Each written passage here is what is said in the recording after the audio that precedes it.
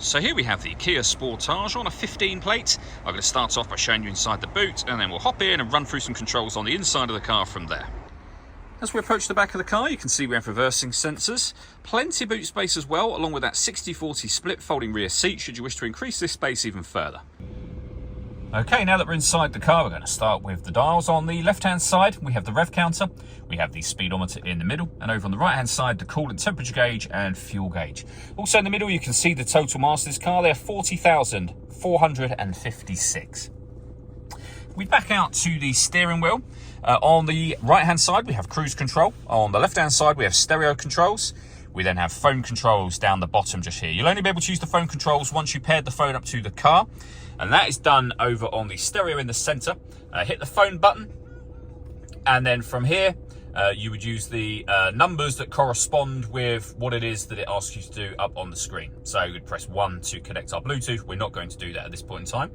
When it comes to the radio, you can see this car's got FM radio. We've got AM as well. And each push of the button will take you round in a circle.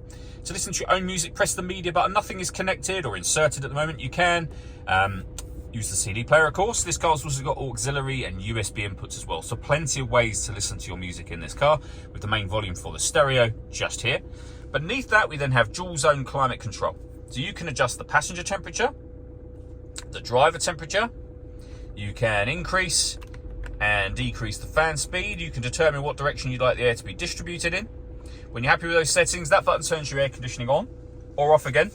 Or you can press this one in to put it into auto. The car will now take control of the fan speed and direction of the air to maintain the temperatures that you've asked for. You can override that whenever you wish to. Below that, we have a 12-volt charging socket, auxiliary and USB inputs. This button turns your parking sensors on and off. And then we have a 6-speed manual gearbox. The last thing I want to talk about are the two sunroofs you see here. So there's a sun blind that you can open up manually at the back there. That one will then just be a fixed area of glass, as you can see.